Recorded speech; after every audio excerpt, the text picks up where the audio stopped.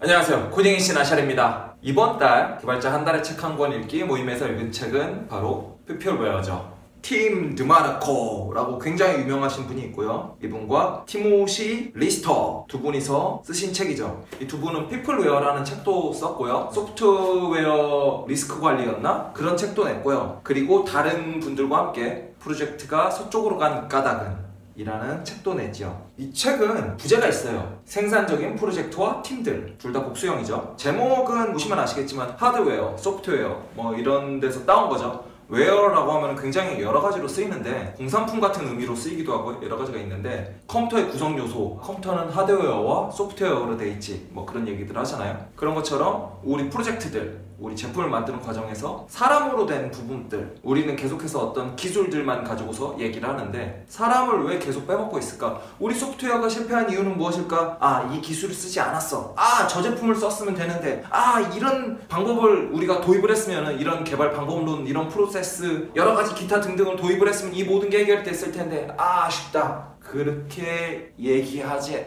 않도록 실제로 수많은 프로젝트를 했지만 실패한 이유는 대부분이 사람 때문이었고 잘된 것도 사람 때문이었다.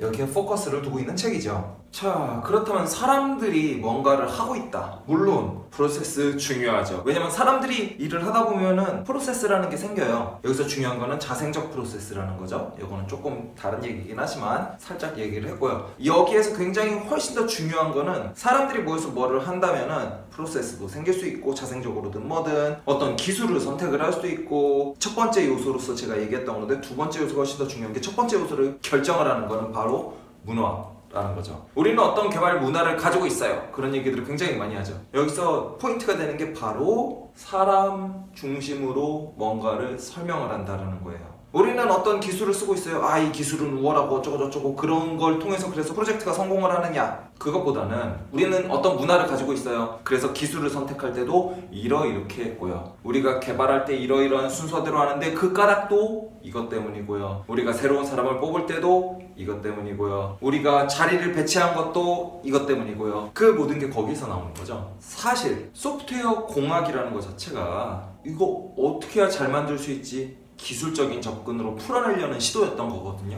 맞아요. 굉장히 중요해요. 아무리 좋은 문화를 가지고 있어도 우리는 서로 존중하고 서로에게 격려하고 그러고 있습니다 라고 해봐야 못하면 기술이 없으면 쓸모가 없어요. 당연한 얘기죠. 기술은 그 정도로 중요하긴 하지만 우리의 문화 안에 무엇이 탑재되어 있느냐, 우리는 모두 공부하고 서로에게 도움을 주고 질문하고 답하고 서로의 성장을 돕는 문화를 가지고 있어요. 새로운 기술들을 익히는 문화가 있어요. 새로운 기술에 대해서 비판적 시각을 가지고 도입할 수 있는 건 도입을 하고 한때의 인기가 될 만한 것들을 추려내고 그 기술에서 장점을 가져와서 우리 걸로 만들어내고 여러 가지를 택할 수가 있죠. 이거는 기술과도 관련이 있지만 이 기술이 허공에서 나오지 않는다는 거죠. 특히 팀으로서 일할 때는 더더욱더 이게 중요하다는 거죠.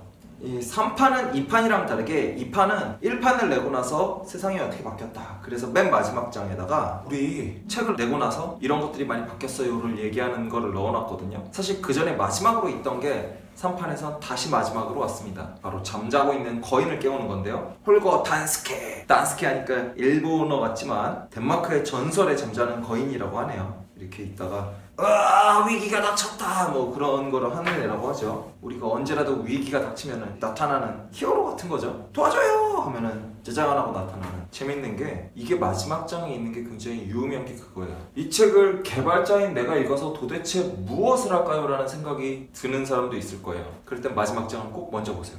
이 책의 마지막 장을 읽어보시면은 우리가 뭘 할 수 있어, 내가 지금 뭘 할 수 있어 라는 생각에 대해 없긴 왜 없어, 우리 조직 내에는 다 있지 라는 아주 강력한 내용이 담겨 있으니까 꼭 읽어보시고, 나는 뭐 팀장도 아니고 말단 사원이고 신입 사원인데 뭘 할 수 있겠어, 그럴 때는 홀거 단스케를 꼭 기억하셨으면 좋겠습니다. 어쨌든 이번 달 모임은 3월 18일 월요일 저녁에 있고요. 사실 이 영상이 올라갈 때면 이미 모임 바로 직전이 되겠네요. 어쨌든 안 읽어보신 분들은 꼭 읽으시고, 책 조금이라도 읽어보신 분들은 모임 때 나오셔서 같이 함께 이야기를 좀 나눴으면 좋겠습니다. 그러면 책 모임 때 뵙도록 하죠.